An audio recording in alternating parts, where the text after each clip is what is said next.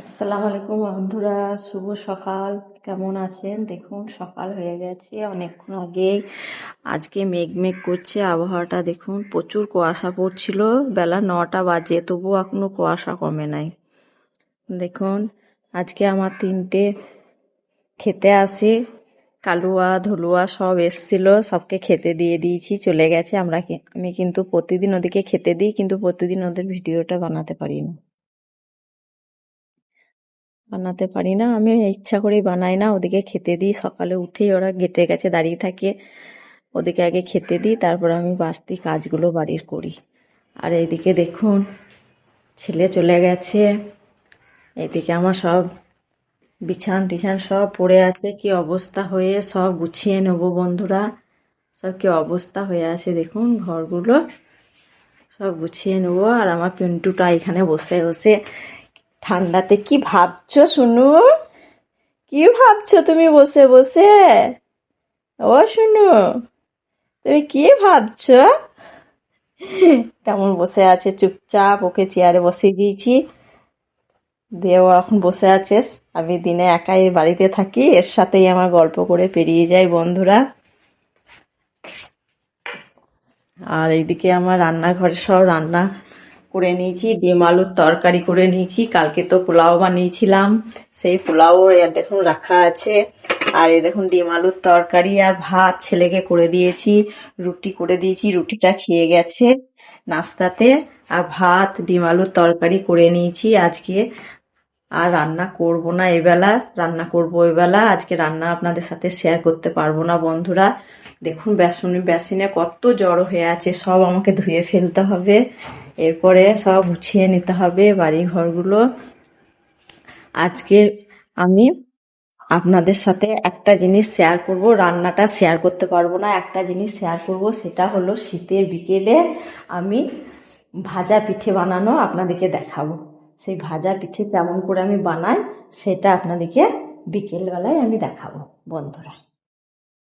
এই দেখুন বন্ধুরা, ভাজা পিঠের জন্য আমি এইখানে খুমির করার জন্য দিয়ে দিয়েছি আপনার পরিমাণ মতো পানি, আর একটু ফুড কালার আর লবণ দিয়ে পানিটা খুব তারে ফুটিয়ে নিচ্ছি। এর মধ্যে এবার আটা দিয়ে আমি খুমিরটা বানিয়ে নেব। এই দেখুন বন্ধুরা, খুমিরটা আমার হয়ে গেছে। এবার আমি একে নামিয়ে নিয়ে একটা মেখে নেবো একটু। এই দেখুন বন্ধুরা, একটু ঠান্ডা করে নিয়েছি, দিয়ে এটাকে আমি খুব তারে ছেনে একদম ডো তৈরি করে নেবো।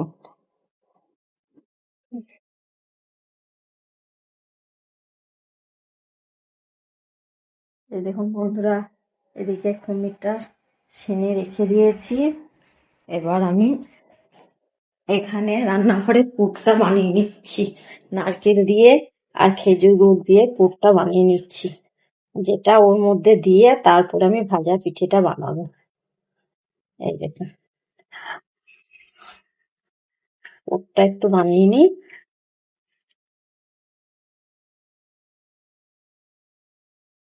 নারকেল দিয়ে দিয়েছি, আর এর মধ্যে দিয়ে দিয়েছি খেজুর, যে মোটা গুড়টা থাকে সেই গুড়।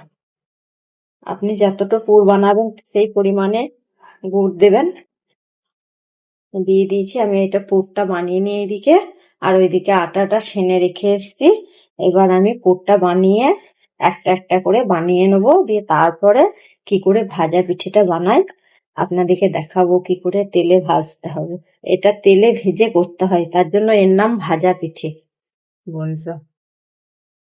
এই দেখুন বন্ধুরা, এইরকম করে বানিয়ে নিতে হবে, এমনি করে লই কাটতে হবে,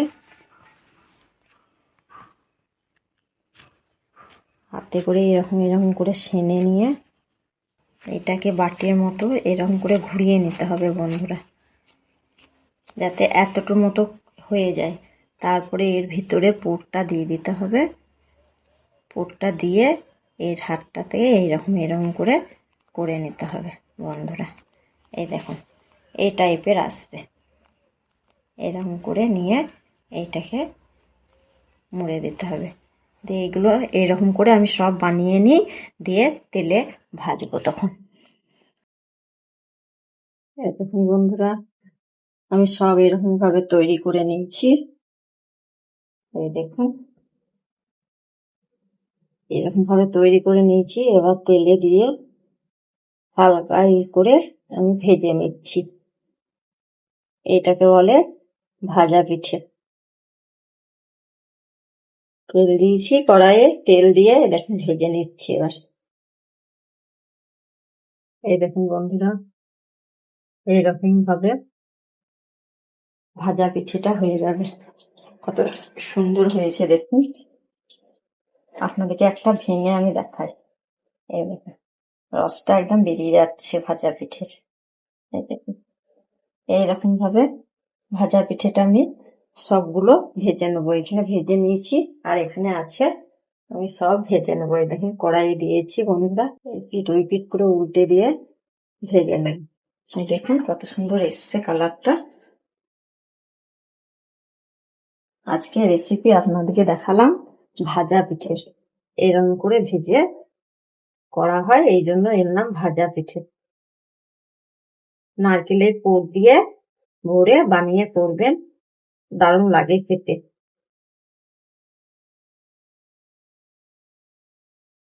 এইখানে এই কটা আছে, আমি বেশি বানাই নাই।